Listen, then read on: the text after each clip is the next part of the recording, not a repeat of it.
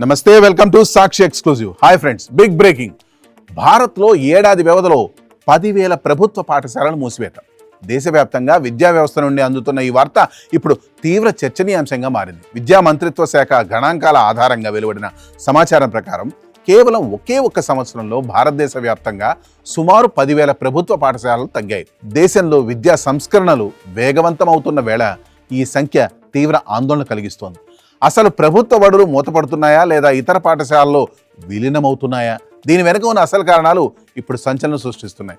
పూర్తి విశ్లేషణ ఈ వీడియోలో చూద్దాం.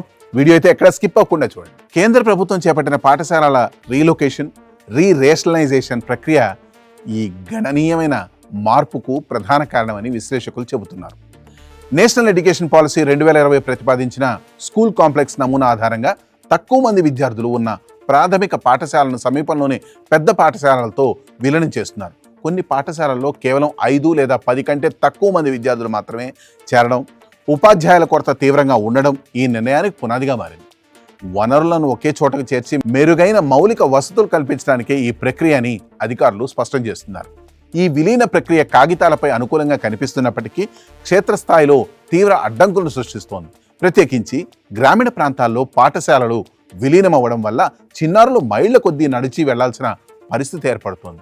మారుమూల ప్రాంతాల నుండి బడికి వెళ్లే బాలికలు, పేద కుటుంబాలకు చెందిన విద్యార్థులు రవాణా సౌకర్యం లేక చదువుకు దూరమయ్యే ప్రమాదం ఉందని విద్యావేత్తలు తీవ్ర ఆందోళన వ్యక్తం చేస్తున్నారు. బడులను మూసివేయడం వల్ల డ్రాపౌట్ నిష్పత్తి పెరిగే అవకాశం ఉందని హెచ్చరిస్తున్నారు. పాఠశాలను శాశ్వతంగా మూసివేయడం లేదని, విద్యార్థులకు నాణ్యమైన విద్య అందించేందుకు మాత్రమే ఈ పునర్వ్యవస్థీకరణ ప్రక్రియ చేపడుతున్నామని ప్రభుత్వం స్పష్టం చేస్తోంది. ప్రయోగశాలలు, క్రీడా మైదానాలు, డిజిటల్ తరగతులు, పూర్తిస్థాయి ఉపాధ్యాయులు ఉన్న విద్యా కేంద్రాలను రూపొందించడమే లక్ష్యంగా ప్రకటనలు విడుదలయ్యాయి. పాఠశాలల సంఖ్య తగ్గినా విద్యార్థుల నమోదు సంఖ్యను పెంచడమే ధ్యేయంగా చర్యలు ముమ్మరం చేస్తున్నారు. అంతేకాదు, సంఖ్యాపరంగా పాఠశాలలు తగ్గడం విద్యారంగంలో మౌలిక మార్పులకు దారితీస్తోంది. నాణ్యమైన విద్య కోసం చేపడుతున్న ఈ ఏకీకరణ ప్రక్రియ పేద, వెనుకబడిన వర్గాలకు చదువును దూరం చేయకూడదనే అభిప్రాయం వ్యక్తం అవుతుంది. ప్రభుత్వం తీసుకుంటున్న ఈ చర్యలు విద్యా ప్రమాణాలను పెంచుతాయా లేక గ్రామీణ విద్యార్థులకు ఆటంకంగా మారుతాయా అనేది రాబోయే రోజుల్లోనే తేలనుంది. That's all for today. This is Harikrishna signing off for Sakshi exclusive.